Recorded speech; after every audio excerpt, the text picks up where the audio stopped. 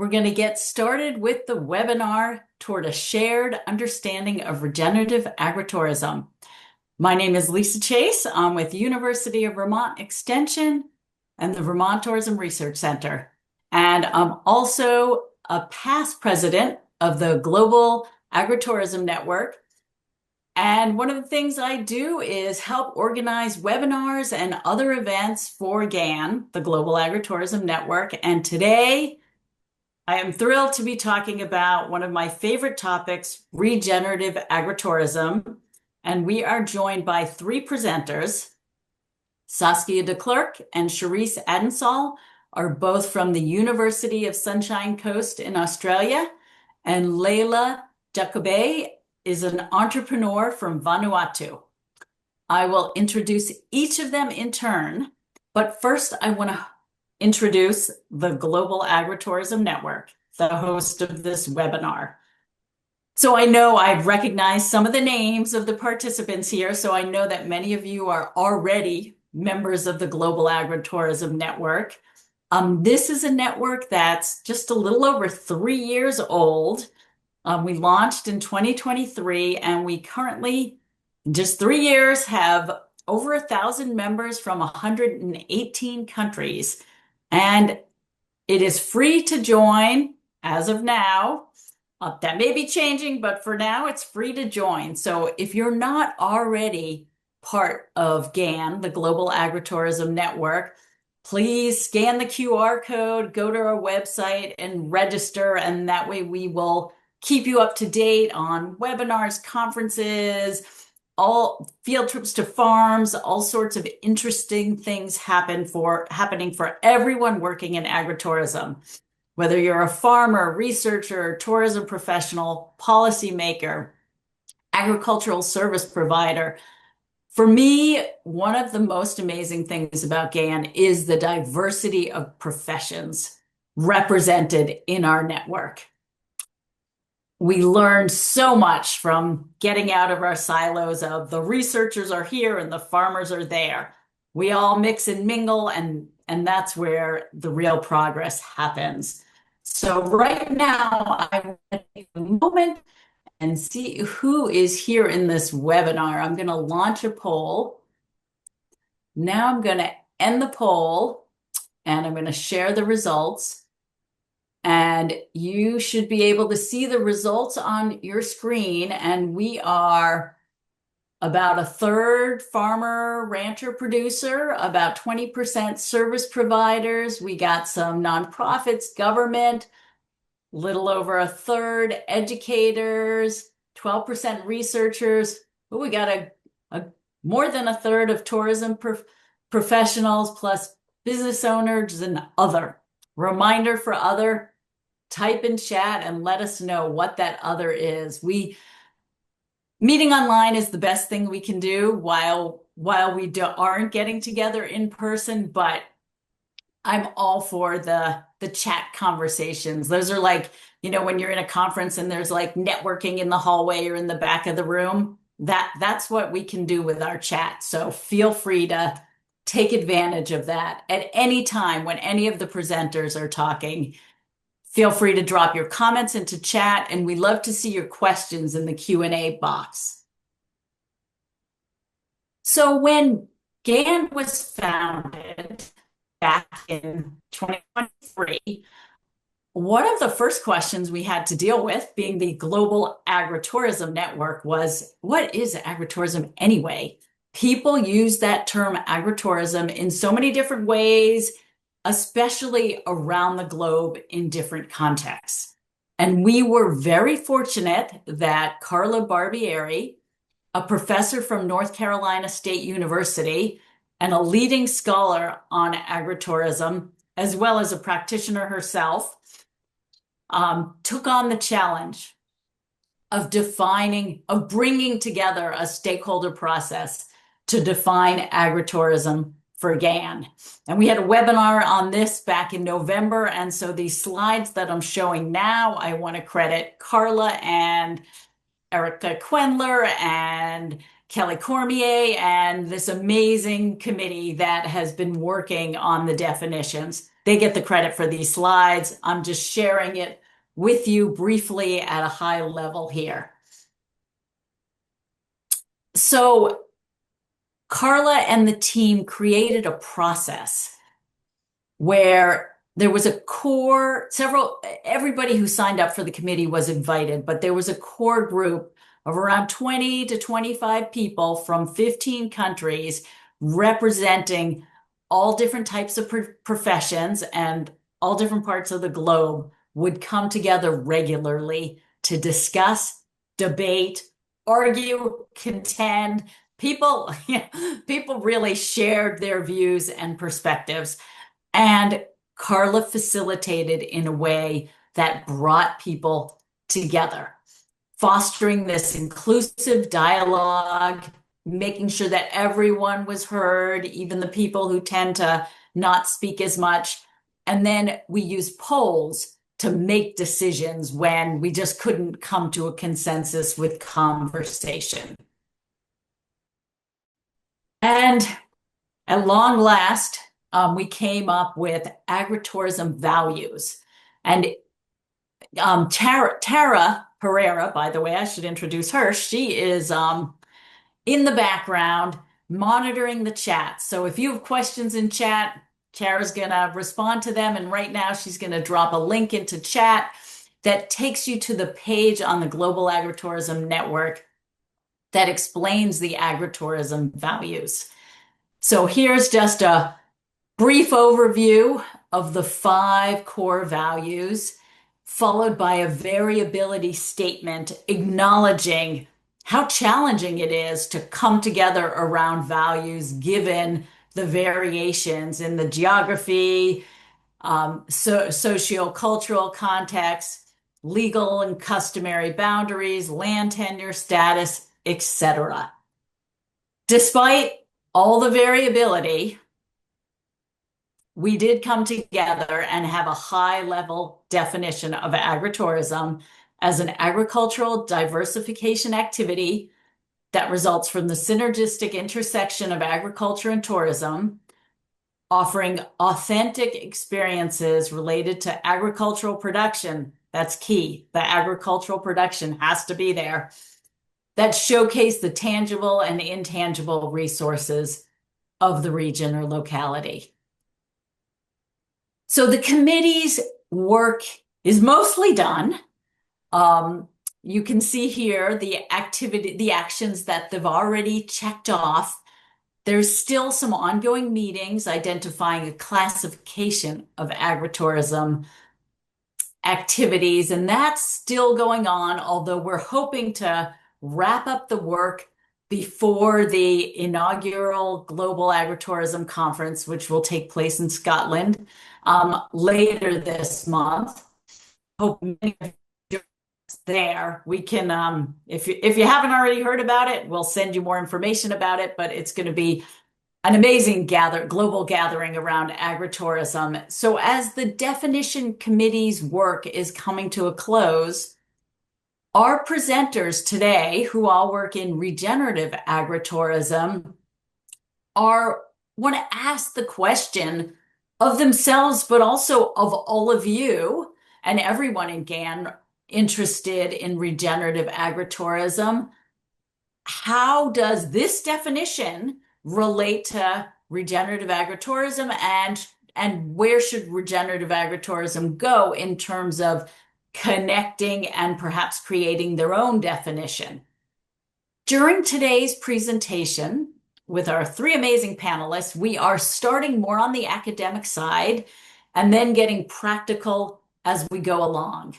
So our first speaker is Associate Professor Saskia de Klerk, and she is a core researcher at the Australian Centre for Pacific Island Research, focusing on sustainable innovation and regional development in the South Pacific, especially in Fiji, Samoa, and Vanuatu.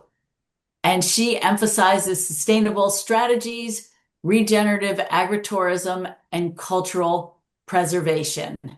So it is now my pleasure to turn it over to Saskia. Thank you so much, Lisa. It's great to be part of this conversation. I'm just quickly going to share my slides. There we go. Thank you. Um, Thank you for really including me in this conversation as well. And I think it also stems from the academic, overview of what's been done before. And I love that introduction where you said, as part of GAN's uh, just pinning down what's really in that definition. And I guess that's what we set out to do as well, working with Cherise and I know Layla as well. It's such a wonderful community that's really interested in this space. As you mentioned, to really pin down what regenerative agritourism means also means that you have to almost reinvent yourself along the way because it's a moving area and it's growing as well, which is wonderful. But it's then also hard to say, okay, so this is it because it's growing and it's evolving all the time. But what we set out to do basically as part of a project that was sponsored by the Australian Centre for International Agriculture Research in Vanuatu, with Cherise being the chief investigator on that project, is to just try and see what's been happening in the academic space, how other scholars have been, trying to pin this down and put some boundaries around the definition and have a shared understanding of what regenerative agritourism actually is. So what we did is basically go back to all the publications in high-ranked journals on EBSCO-host and the Scopus and a lot of other. And I know my presentation is probably going to be the boring one out of the three, but it is quite important to go and look at what's been peer-reviewed, what's been actually published, and what other scholars then would use as a way of putting boundaries around a definition. So we started out with looking at different publications, doing a systematic literature review using Covidence and basically trying to use the PRISMA method, which is a way of just going systematically through academic literature, using specific keywords, and then it boils down to basically having a couple of themes that can help us to pin this down. So why we needed this really as part of this project, but also to move forward and have people at a shared understanding, is to have a bit of understanding of what's been happening across the globe. So this global clarity of a shared language moving forward. Also, as you mentioned, Lisa, and also looking at the poll, it's a multidisciplinary space. People from all walks of life, from different disciplinary backgrounds, participate in this space. So to have the shared language and common understanding is quite important because people might use different words to describe and explain what they are doing. What's also important is to really link this to have actionable steps. And again, that common language, common understanding of what's in and what's out. And already people use words interchangeably, like sustainable instead of regenerative, and the other way around. So, really, to have a pinned down understanding of what we are actually talking about. And then we also have the Pacific's role. There's lots of research across the globe in different, I would say, clusters or bubbles, but we wanted a good understanding of what's actually, seen as regenerative agritourism in the Pacific and especially for Vanuatu. And then also to have clear metrics, because if you don't have a shared understanding and you don't know really what to pin this down to, you can't measure whether it's in or out or whether it's part of it or how it's grown over time. And this understanding moving forward is quite important to extend existing literature and understanding. As I mentioned, we had the systematic literature review, but also to make this easier to communicate, we used a PCC approach where we focused on the population. So, who do we talk about and who's basically participating in regenerative agritourism? We also used concepts. So, what are we talking about? Policies and measurements, and what kinds of keywords do we need to actually describe that? And then also where it's taking place. And because the regional setting globally and really spinning down. So where's this all happening? So there's just a bit of a feed, and I won't go into too much detail, but this is some of the keywords that we use to try and capture as much of the publications and work that's been done before. And then we also used our research questions on what governance mechanisms, what kinds of international standards, what's the motivations to measure, and also the existing market. So, what kinds of markets will be part of this? So, what we found just in the initial first scope is really that there's a whole lot of different definitions out there. And I think, Lisa, you found that in your initial scoping as well. And so we came down to basically these definitions at first.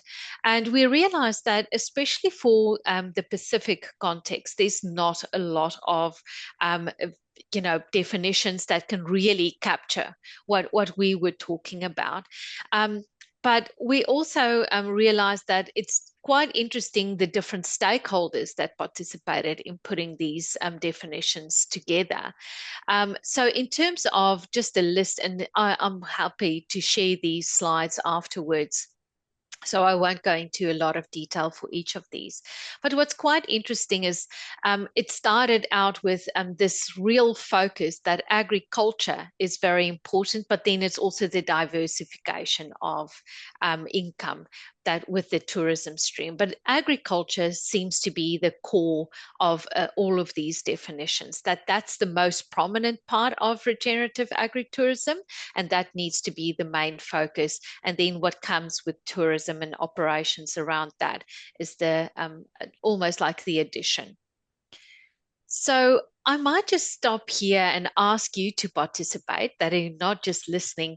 And with this Mentimeter, the purpose is really just to get a sense of where you think the most research on regenerative agritourism is actually taking place. So in which parts of the world do we see the most regenerative agritourism research conducted?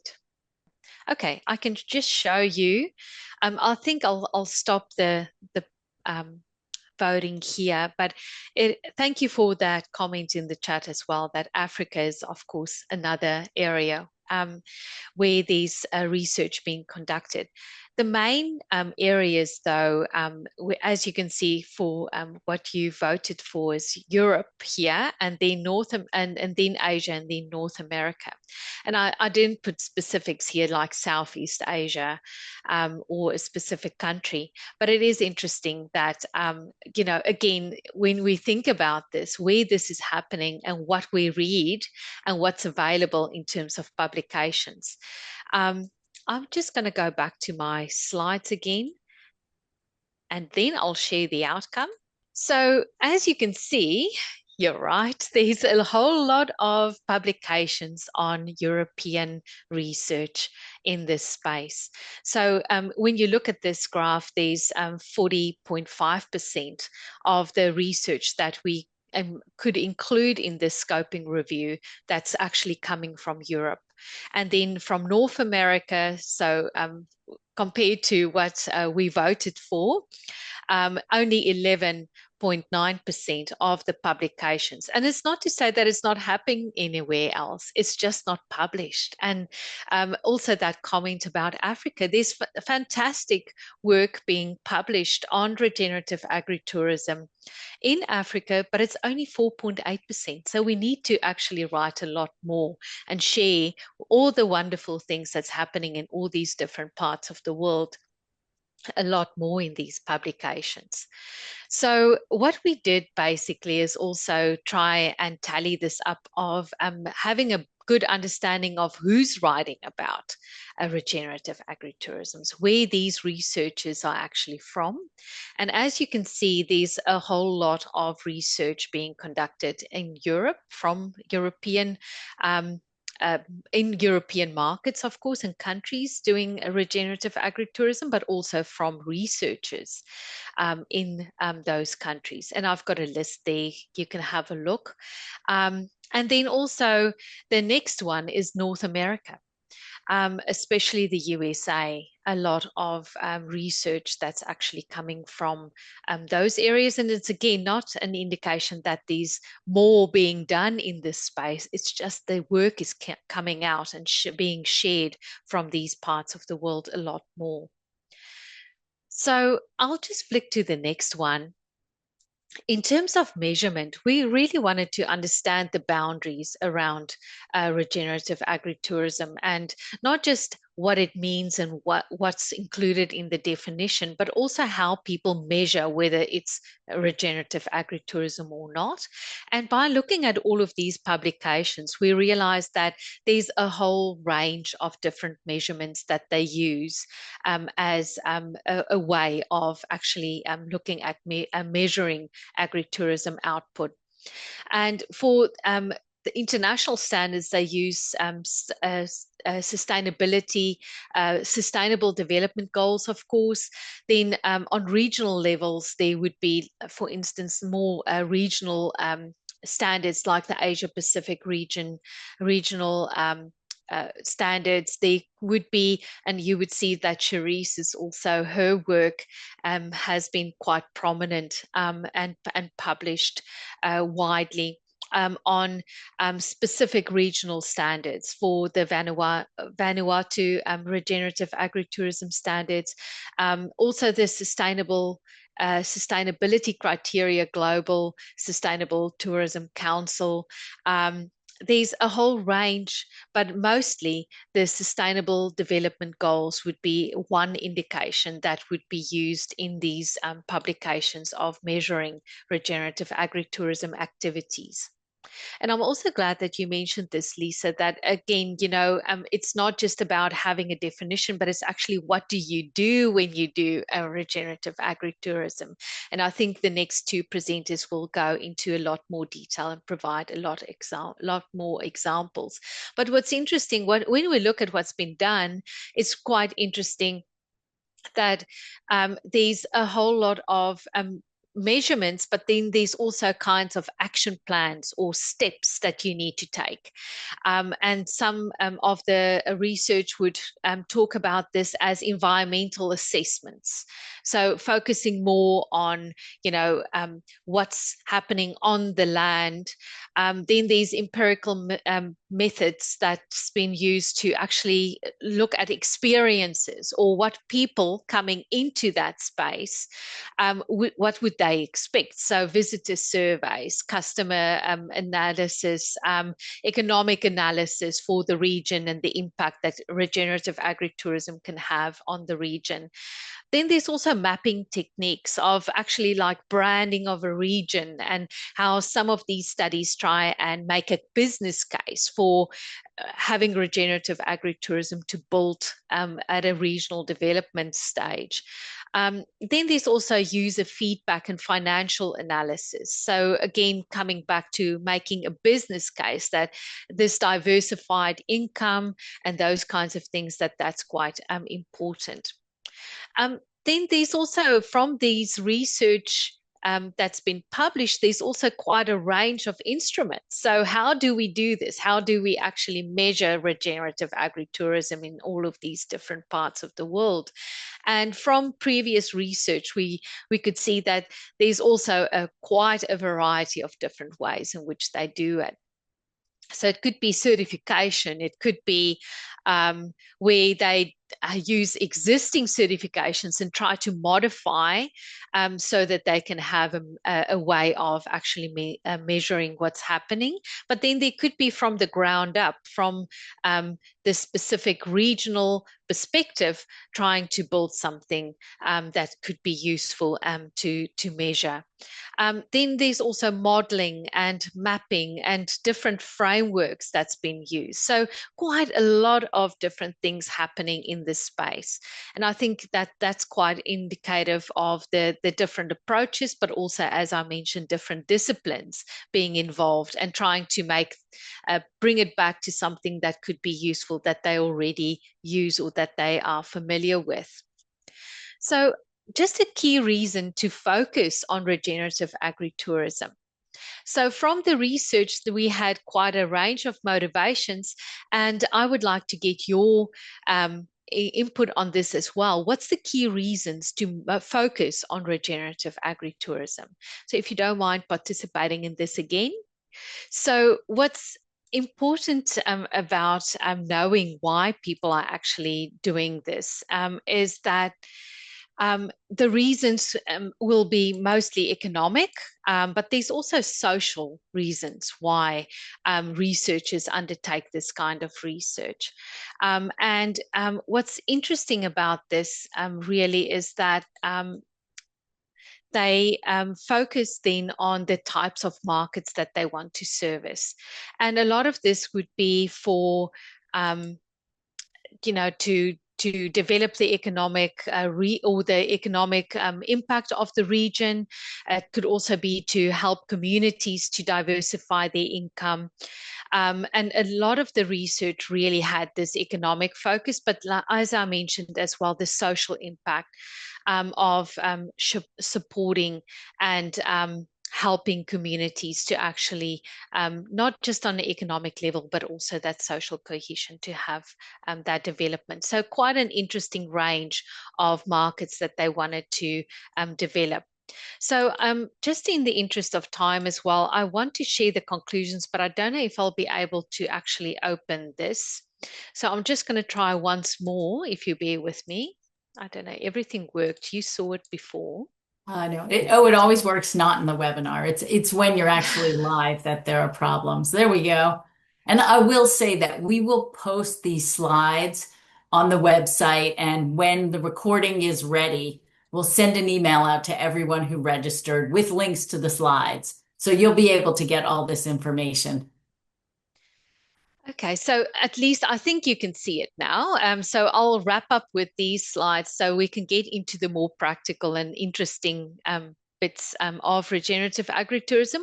What we found then in general is really that because of this um, variety of work that's been done, but these pockets of a focus on this, but it's not to say that it's not happening in other parts of the world. And that's why incorporating more authors and more voices from local and regional areas that's not represented in these publications and academic work, it will be important to have a more a representative overview of what's been happening in the regenerative agritourism space.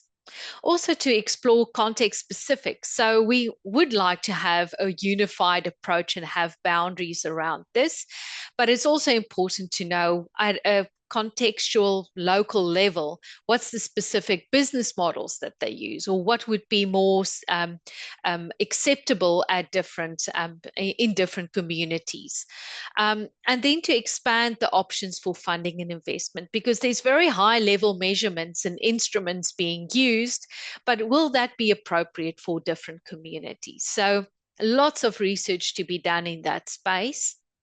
And then to map the different shareholders. Communities will be different in terms of their context and also the social and the the community level. So we have to take that into consideration when we really approach this. And in research, that's not reflected strongly enough. Understand the local motivations and drivers then. We could scrape the surface of, so why is this done? But it could also be connected because of the funding and why they had to actually produce maybe a report, or it's maybe for economic reasons that they start out on understanding a little bit more about a regenerative agritourism. So having a more robust understanding will mean to drill down on a community level to understand the motivations. And then to invest in research, educational programs, because again, getting those participation or the participation on the local level is important, but that won't happen if we are not going to do that educational piece as well. And then to build, so this is just a visualization of all of this basically, that we have to move from sustainable to regenerative. The wording, the choice, the reasoning behind different word choices is still very blurry in literature. And then to put the boundaries around the social, ecological, but also the net gain, the economic parts of this, to understand that at a local level, to understand the impact of this, why people need to do this kind of research, why do we need to know more, and how do we need to understand it, and how that will follow through to actual impact. And then also the customer base and what that looks like. There's some research being done in this space, but not enough to give us an overview of how this might differ from one place to another. So that's really the core of this research. I also have just a few photos here. This is in Vanuatu. You can see there Cherise and a whole bunch of the team that's been involved in this research. And then hopefully a lot of this research in the future will also lead to full impact, for instance, policy change. So thank you for having me. I'm sorry the Mentimeter took a bit of time and I had to rush here at the end, but thanks for the opportunity to share this. Thank you, Saskia. We're now going to move to our next presenter, which is Dr. Cherise Edensall, who is a senior research fellow for Pacific Regenerative Agritourism with the University of the Sunshine Coast and a member of the Australian Centre for Pacific Islands Research. Cherise also has a role as director of the Regenerative Verification Program under Regenerative Vanua. And she'll be talking more about that, so I'll turn it over to you, Cherise. Thank you, Lisa, and thanks for a fantastic presentation, Saskia, and laying all the groundwork. Um, I've got a few hats today. So Saskia was really talking on my role in the academic space that we've been working together in, and how that journey has shifted over time from sustainability to regenerative.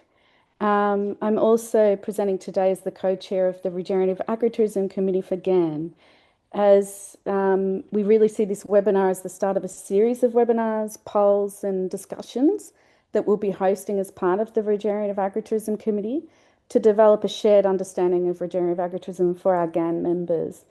If you haven't already, I'd encourage you to join the free platform that we have for the Regenerative Agritourism Committee, and we'll put all the questions up as we're a bit short for time. So all our poll questions in the Merrimeter will be up there in the platform, so you can visit after the meeting or during the webinar and put your thoughts. But we really want to see more engagement in this incredible platform because it is a free service. So what it's there for is for you to share ideas, to share stories, and to promote yourselves and to promote the work you're doing so that we can keep developing this shared understanding. All right. What we're finding is after COVID, we saw a significant shift in the way that people travel, the preferences they make, what's important to them. And we also saw what we're saying is a connection to food. It really increased. And I think that is a key driver behind why agritourism in general is increasing in popularity. But the interesting thing that we saw in the Pacific is people returned to agriculture when tourism stopped. So what we were encouraging at the time is for people to not leave agriculture once the tourism tap turned on, but to synergize the two so that you're more diversified and you're managing risk. We also saw this as a strategy for increasing the dignity of farmers. There's a sentiment in the Pacific that farming is an occupation that is less than other occupations. And that is not true. For us, farming is the most essential occupation.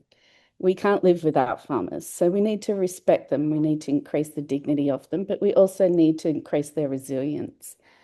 And we saw in the Pacific as well that agritourism is actually becoming a tool for land sovereignty. It enables people to keep and retain their customary land and to create more income diversification to be able to remain on their land and not lease it out for large-scale tourism investments.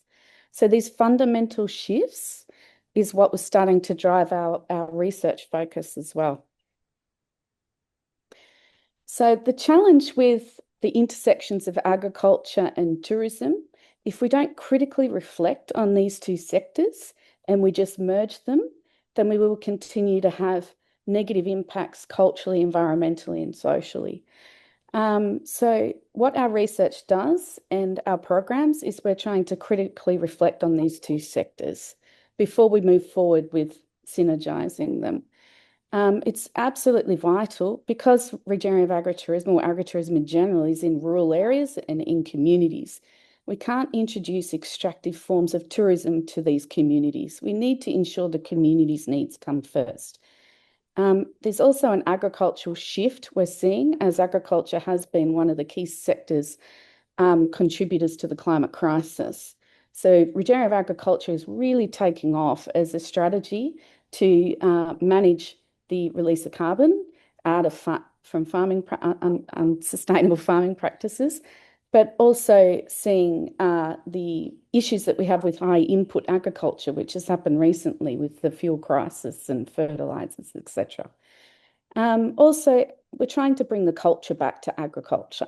I think it's really important that we don't just see this as a mass industrial system to feed us. I think agriculture has such an important role to play in keeping the cultural fabric of these areas alive. Sorry if I'm moving fast. I just really don't want to go over time today. So the Global Agritourism Network, as Lisa was saying earlier, Carla's committee did an exceptional job of bringing everyone's voices globally to light, to feel heard, because it's really important. We have such different values in different parts of the world and different ways of seeing things, different ways of thinking. We live in different paradigms. So it's really important that everyone's voices are heard. And they've done a fantastic job of ensuring that the tourism part does not take over the agricultural part as in the dominance. So it's vital in what they've done with their definition of making sure that it is authentically done on farms. So that's a really key outcome for GAN. Where we're wanting to build on from the definition, and I really want to make that clear that we're not seeking to replace it. What we're doing is to try and develop a shared understanding of regenerative agritourism, which is a different paradigm. To do that, we need to move from an experience-focused approach and focus on diversification and economic benefit. While these are important, once we head into a regenerative space, we're actually expanding on these areas. But how that will look, like Saskia said, it's an emerging space and it's an important space because it's really aligned to trying to correct some of the extractive ways that these sectors operate. What I did notice in the GAN definition, it did have Australian case studies in Oceania. What we're doing today with myself and Layla is giving you some of the other regions of Oceania's perspective. And we are really seeing that these Pacific Islands particularly are taking on a really strong approach in regenerative agritourism. It seems to be where their values and their paradigm aligns. So in the Pacific, when we talk about land, which is a core component of regenerative agritourism, it's important to look at the paradigm that the Pacific Islanders sit in. And they talk of a place as called Vanua. There's different pronunciations and terms for this throughout the Pacific, but the meaning is relatively the same. And they don't see Vanua as just land. They see it as an actual spiritual connection. It's a connection to their ancestors, their culture, their language, the ecosystems. It's not a sense of ownership, it's relationship based, and it's a sense of belonging. It's actually a powerful term. We've found it incredibly important in the regenerative agritourism space because what it does is it shifts people's mindsets from ownership and land and economy back to relationships and belonging. And that's a really important shift when you're shifting to a regenerative paradigm. So we have a slogan with Regenerative Vanua, which really seems to light the fire in people's bellies when we're talking about this. And we say it's to remember the past and regenerate the future. So it's really important that you look to your ancestors and you look to these important knowledge systems because they know place better than anyone else. And they survived there for many generations. They were the first scientists of that place. So it's important to respect and remember and preserve those knowledge systems, but also take in new modern innovation to progress. So Saskia touched on this, the need to move beyond sustainability. It's a touchy subject. Many times we get into some really critical discussions with people in this space. I know many people are very attached to the term sustainability. It governs all of our regional and global policies, so I can understand why that would take place. When we in the regenerative paradigm, we're not actually saying there's not a space for sustainability. We're not saying it's a replacement. We're just saying it's another option. But it's really important to be clear and honest of where you're sitting. And I'll talk more about the differences and why it's important to show where you are and what paradigm you're in. But really, sustainability, in a summary, it's a framework to reduce the damage of extractive systems. It doesn't change the systems, it's just trying to manage impact from them. Regenerative is completely shifting these systems and the way we operate and the way that we deliver them. So we see regenerative, some key principles are restoring land, culture, and people as a unified system, seeing yourself as part of place, not separate from it. And I think that's one of the key issues we've had globally is that disconnection of humans and nature, not realizing we are nature. And it's really important that we connect back to that. Rebuilding bonds. You can actually feel when people are starting to walk in a regenerative paradigm because there's just a deeper sense of care for others. There's a really good description that was given to from my Pacific Islander colleagues, and she said to me, when you're connected to Vanua, when you're strongly aligned with Vanua, you walk in other Vanuas as if they're your own. You walk with that respect. You walk with that care for others. So I think that's really important is that, I know we live in a competitive landscape and we're all on the hamster wheel trying to survive, but collaboration is key. You can thrive with collaboration. You don't need to thrive in competition. And the core component is living systems, so strengthening ecological and social networks for resilience. So we really look at regenerative agritourism as it's not a business or organizational boundary. It's what are you doing in place? How is your actions affecting the living system that you operate in? So we see in the Pacific that traditional agricultural systems are inherently regenerative. They're organic by default, and they're incredibly resilient. They have withstand the most disaster-prone region in the world. So they know how to withstand natural disasters. They know how to go through large amounts of water than none. They have extreme seasonal changes, and they're highly nutritious foods. But what we're seeing is a shift. As people enter what we call the cash economy and their focus changes more to cash and export of key commodities, we're seeing these traditional gardening systems eroded and shifted to monoculture from diverse, resilient food systems. What we've also seen, and I've seen this in a lot of the projects that I've even been part of and pushed back against, is a shaming of subsistence, that you need to elevate yourself from subsistence. Now, why I understand the language is they're trying to increase productivity under the name of food security and economy. Subsistence is key to resilience in the Pacific. You shouldn't ever replace subsistence. It's just building on from.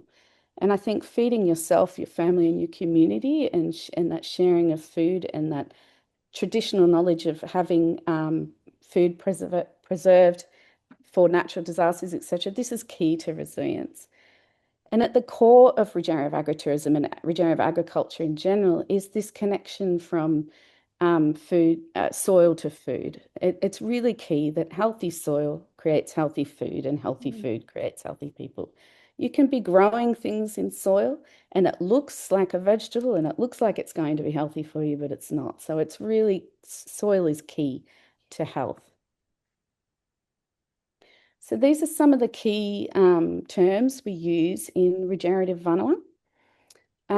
We return back to the terms of custodianship. So when you're talking about Vanua, you're a custodian. And it refers to this spiritual connection and relationship to Vanua, to place. Stewardship is the action of enacting that responsibility. So if you're not stewarding Vanua, you've disconnected from that responsibility and of a custodian. So what we do in the programs in the Pacific is we're trying to bring people back to this feeling of custodians. And it's really incredible in discussions we have with communities, how you can see the change in their face expression. You can see the motivation for practicing regenerative agriculture increase profoundly when you start using this type of language. Because motivation doesn't just come from financial incentives. Motivation comes from waking up in the morning and feeling a sense of duty and care for place, and understanding you need to take care of this place for future generations, not just your own family.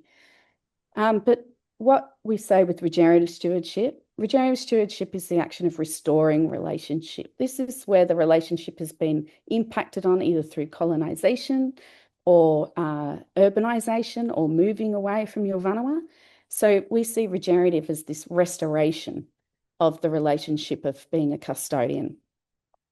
And the core part of that is the action of rematuration. This is where we head to the remembering the past, regenerating the future. I've found myself through my own decolonization process, because at the end of the day, we were all colonized at some point in our ancestral life. It's an unlearning of that system. We do live globally in quite a patriotic, toxic system. And many of us are awake to that now, and we understand that we are born to be consumers and workers and disconnected from each other because they make good consumers. What we're trying to do is say we can thrive but be connected, but it takes some significant unlearning to get there. So what we're doing with our programs is supporting that systems change. And Layla's going to go into this after me about how we're doing that through regenerative learning exchanges and the impact it had on her. So we call this regenerative hospitality and hosting. And this is really important because when we're doing regenerative agritourism in the Pacific, it's moving into everything. It's moving into gastronomy. You're not just showing them the regenerative agricultural practices, you're feeding that food to them. You're making them feel Vanua, feel this connection, deep connection, because what we're trying to do is increase the capacity and motivation when they return home. So for us, regenerative agritourism at the core needs to have that transformational effect to increase motivation to be regenerative. So some beautiful pictures here of some of our regenerative agritourism experiences in Vanuatu. And what we train in the Pacific is regenerative agritourism. We don't see it as an intersection of tourism and agriculture. We see it as an integration of relationships. So we're building agriculture, culture, community, food, and we're bringing visitors to connect and come together and learn the living system that they're walking into. We believe each element strengthens each other. So we support traditional and local practices and food systems, really encourage community leaders to lead regenerative agritourism, ensuring that it's community-led. We ensure that the regenerative agritourism experiences are supporting the visitor to connect and have an opportunity to give back meaningfully. When we say give back, we're not putting that onus on the tourist. We don't believe that a visitor or a tourist can make your place better. I've seen a bit of that AI language in regenerative tourism and regenerative agritourism. It's not their responsibility to come and improve your place. But what we say in improving means their behaviour should validate and reinforce the positive things you're doing, because what that does is it further supports your motivation. I'll give an example. When we had a regenerative agritourism experience in one of our communities, one of the elders said to us, now our children are have more enthusiasm to learn our traditional practices of farming because they saw all these visitors from another place so excited about the way that we farm and the way we harvest food and the way we prepare food. That made our young people really excited, and they are now wanting to learn this. So that's how a visitor can improve place, by being respectful, by being engaged, participating, and leaving a positive impact. And of course, the experience should support the Vanuatu to thrive. So ecosystems, relationships, health, they recover and flourish together. So a bit of a framework comparison between what we have for agritourism and where we could go with regenerative agritourism. So there's a real focus on connection and experience. GAN's definition is around the experience, authentic experience of agriculture, and income diversification to support our farmers, to ensure that they, because we do need to build the resilience of our farmers. There is a risk of it being transactional, and I would like to see how we can ensure that this is a educational, transformational experience. What I'd like to work with this shared understanding is, do we separate these two meanings? Do we start to try and bring some of the principles of regenerative into GAN's definition? This will be for ongoing conversations. But I think what's really important is what we're trying to say in the regenerative agritourism space is we're actually starting to move paradigms. You would have seen in Saskia's presentation that we actually started working in the sustainability frameworks when we were exploring regenerative agritourism standards and the way that to apply it and to teach it.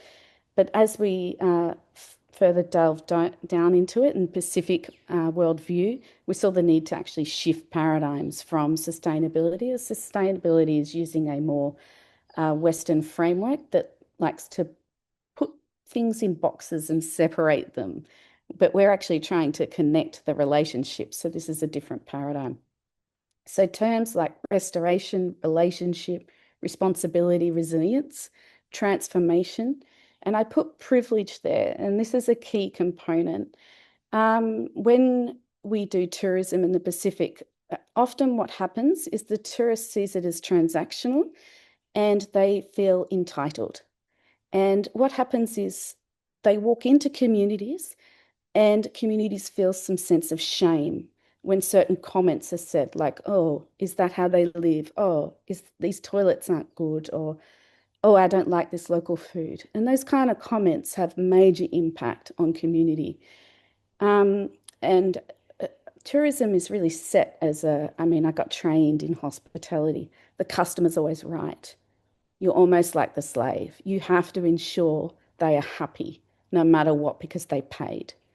right? And this is a core component of tourism that is destructive, extractive. A regenerative approach says you're actually privileged to walk in this whānau. You're walking into someone's community. You've been invited in. So you need to walk in respect of how they live. You're there to learn about their place. Yes, you've paid for the service, but you're privileged to be there. So walk with that gratitude while you're in whānau. So we run on a regenerative whānau stewardship framework, and this is how we develop the regenerative verification program.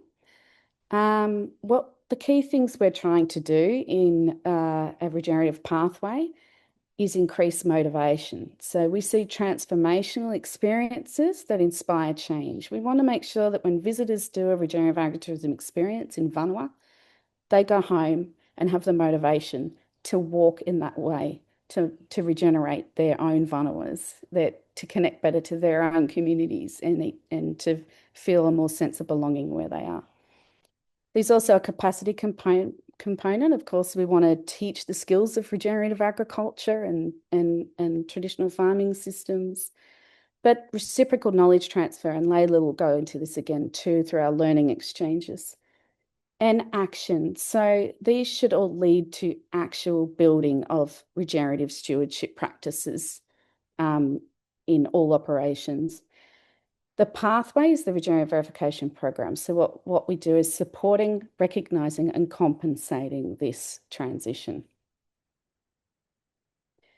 So our learning exchanges have been happening across the Pacific now. We just finished our analysis of the transformational surveys of the participants that took part in one of our learning exchanges.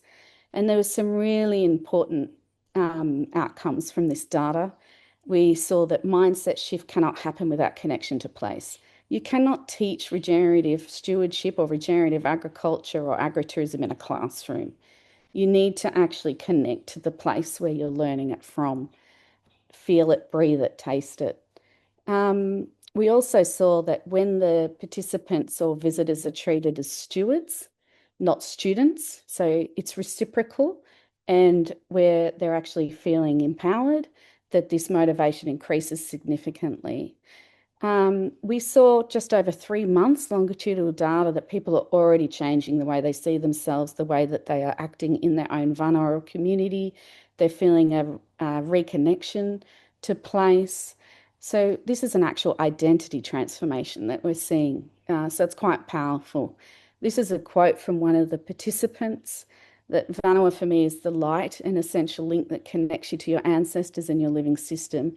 This regenerative learning exchange has shown that light to me again and returned me to whānau.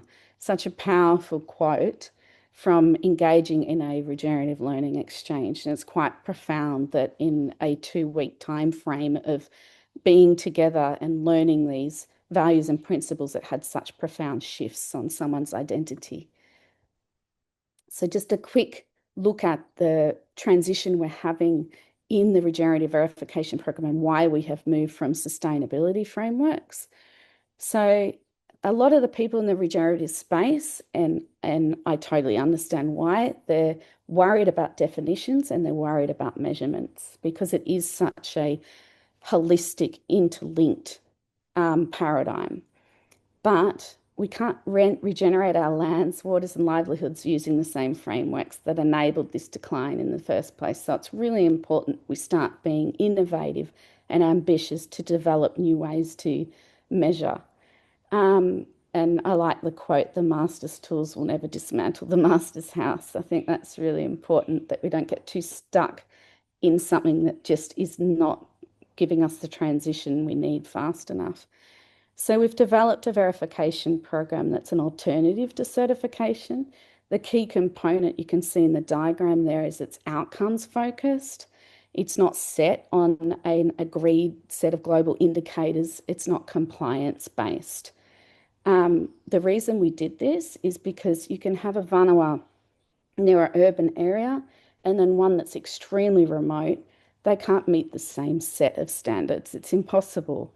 But we want everyone to be able to come into this journey So what we do is develop regenerative action plans for the Vanuatu that is place-based, and it is on what's achievable for them, still set on a agreed standards and values in regenerative agriculture and agritourism and hosting, but it's place-based.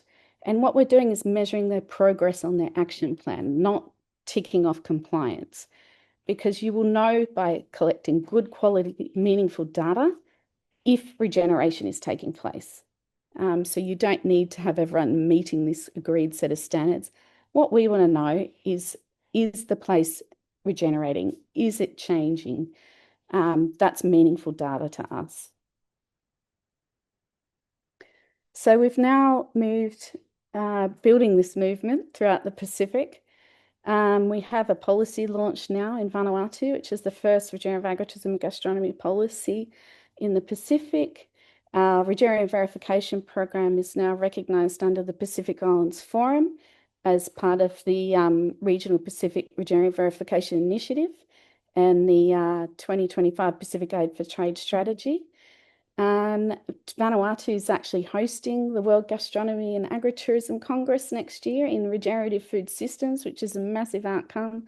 This week, Vanuatu is going through the jury evaluation for IGAT, Gastronomy Region, nomination for 2027, which is really exciting. So we'll actually know by next Tuesday whether they have been awarded World Region of Gastronomy. And I think this really shows the incredible power of this paradigm, which is Vanuatu, for progressing the regenerative space. And I really see the Pacific Islanders as being instrumental, and I'd love to see more publications from their knowledge systems in this space to build the regenerative agritourism area.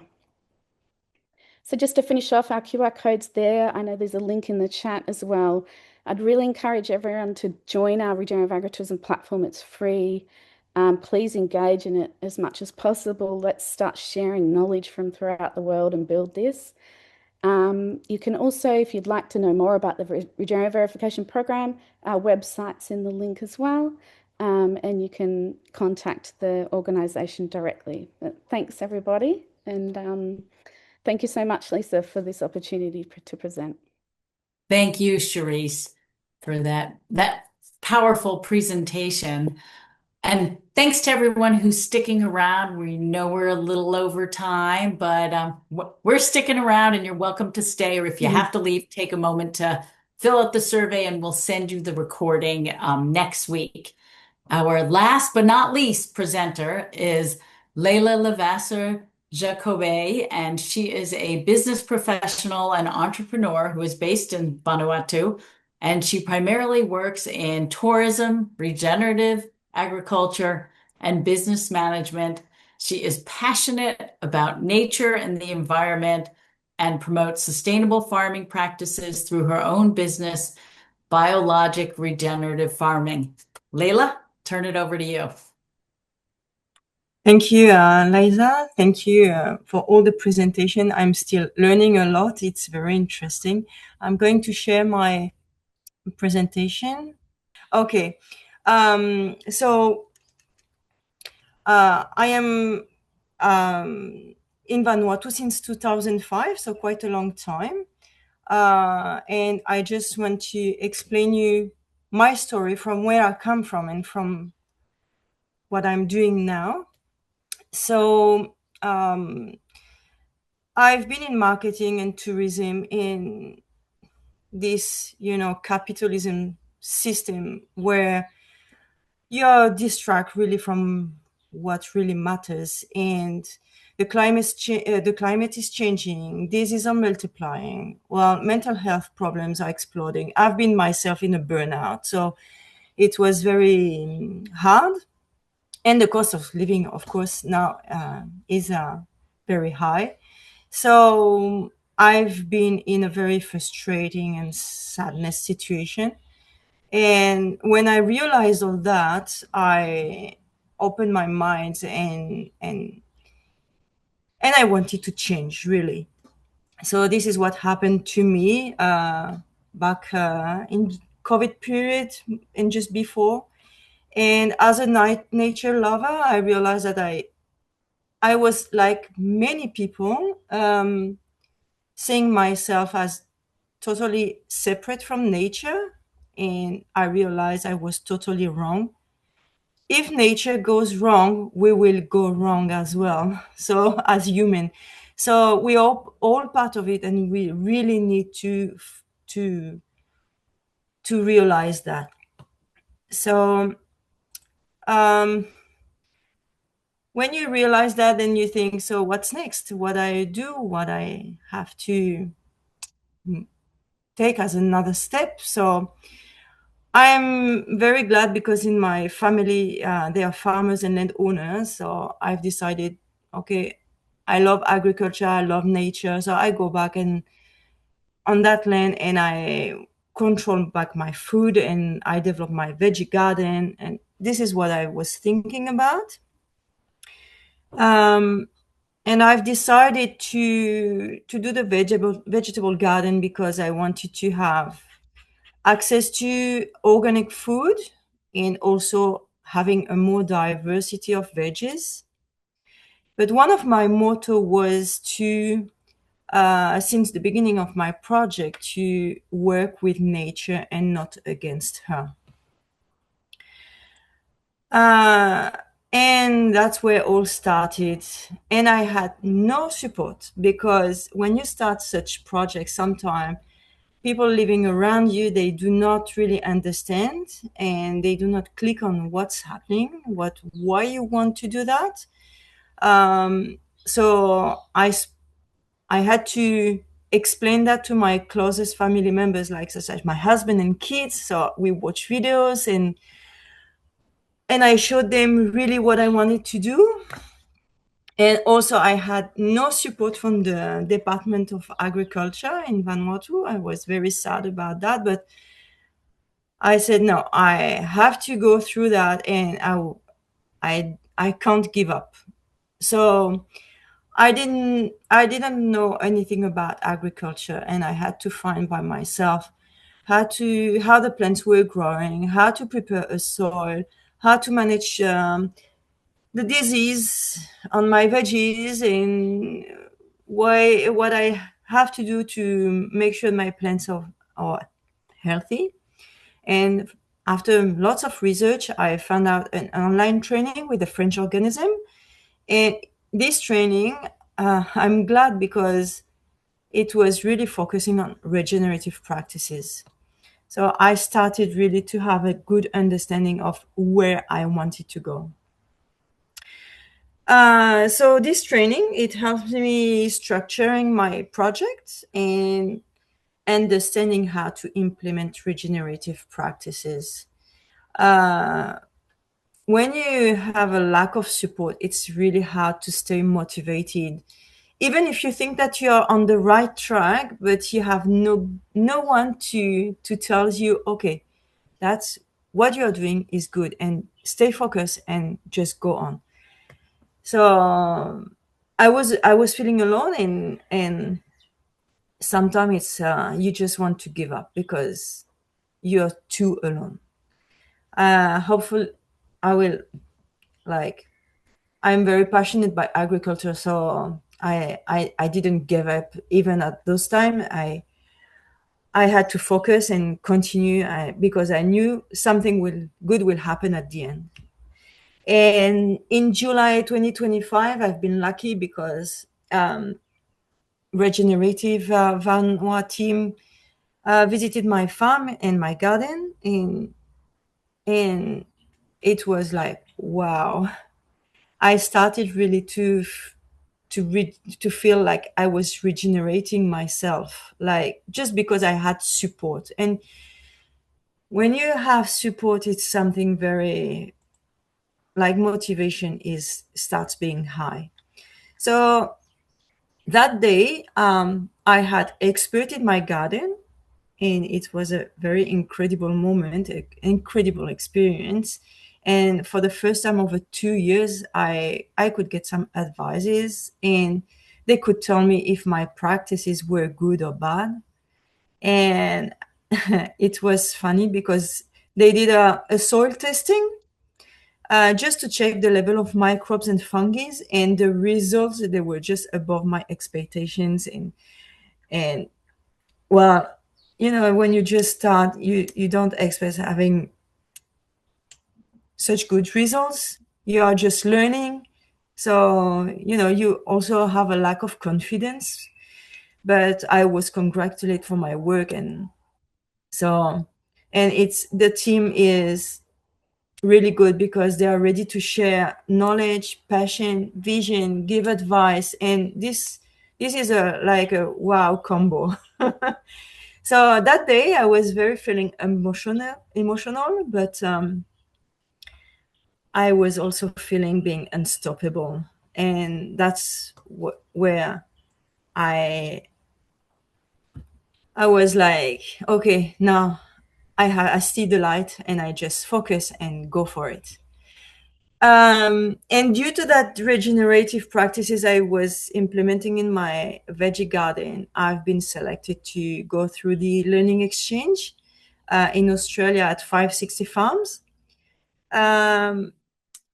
Honestly, I was so thankful for being offered this opportunity because I could open up my mind even wider on different topics, and I could really realize the impact of regenerative practices on climate change, on our bodies, on our spirit, but also I could understand the power of the community, and helping each other is something very important when you want to regenerate yourself, your soil, your community. It's something that is like I see that like a chain. It's everyone is linked, everything is linked, from microbes to people to nature to community. So for me, the highlight of these exchanges were the support. You are not alone anymore. You are surrounded by people who cares for you and share with you their knowledge, and where mistakes are gifts that help you grow. Then the second point for me is inspiration, because everyone has his own story, and that can inspire others. We had the opportunity to visit different sites, different farms, and everyone has his own model, and for some reasons. And they are using techniques that might be different, maybe some techniques you never think about it. And those techniques inspires you, and you can then apply or adapt to your own environment. And then the third point is motivation. When you are fed by so many stories and models, it opens your mind, and you feel so excited. You just want to go back home and test and try new things, and also you want your work to have a good impact on your community. What happened during the learning exchange? We've been welcome at 560 Farms, which is a beautiful farm. It's all I want to have also at the farm, and I'm still working on that. But we could meet people from different countries, and we started to discover each other. And we had some site visits. We met people regenerating forests, planting food forests, using syntropic models, preserving food from invasive species.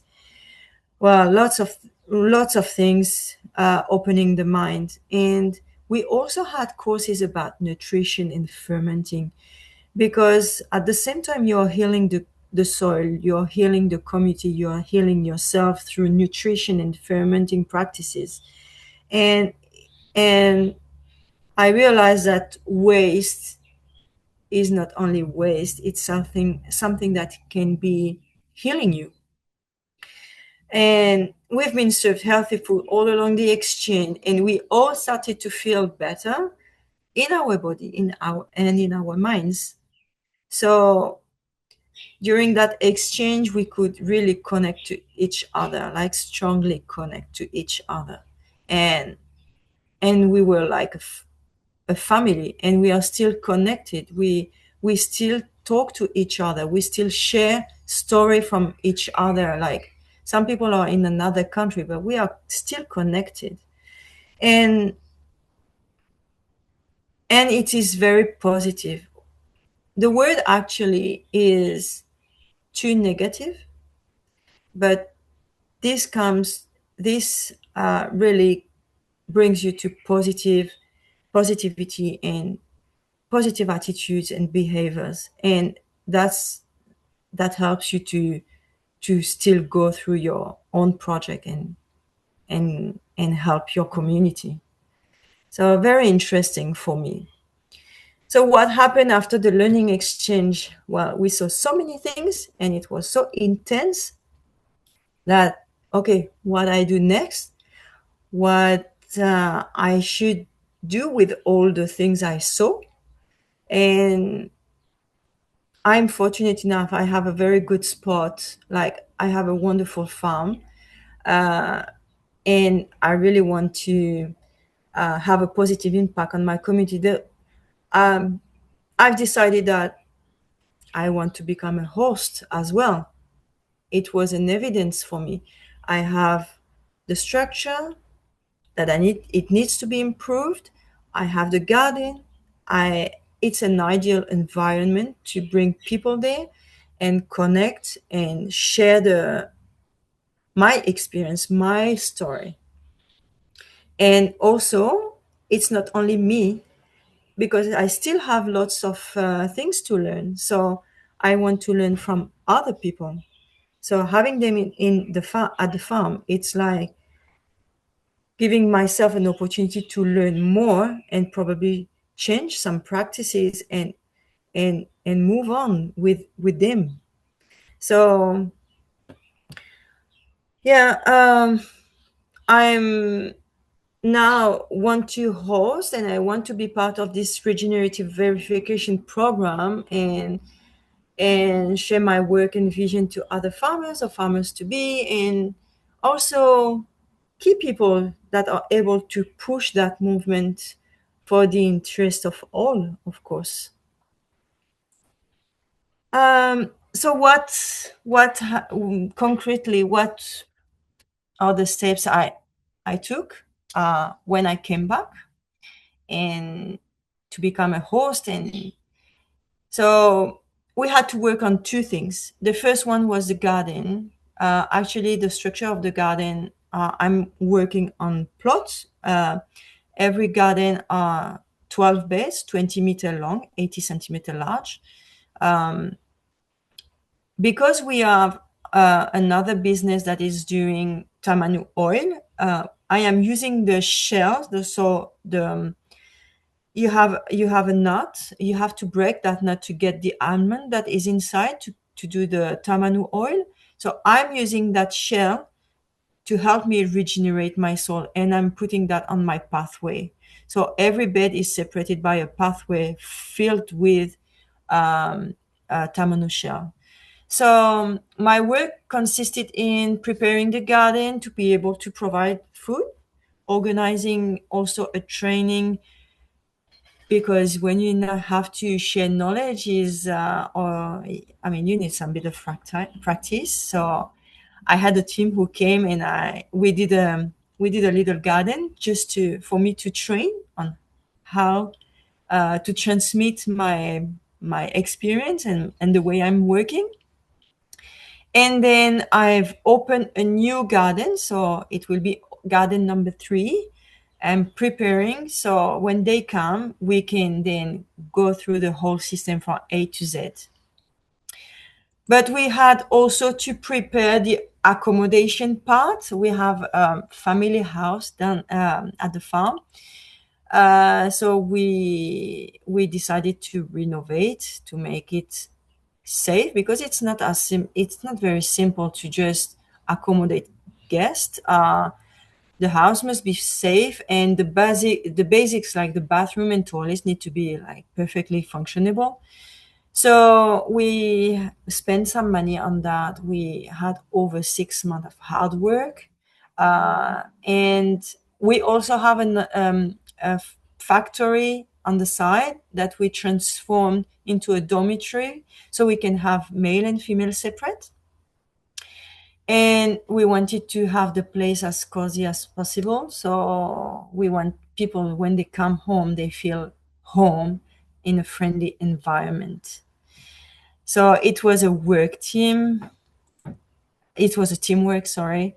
And well, so Vanuatu, as you can see, is very little on the map, but I think we can have a powerful, how can I say that? A powerful movement. We have a powerful movement, and it can be globally spread. We are really establishing the foundation for regenerative verification, and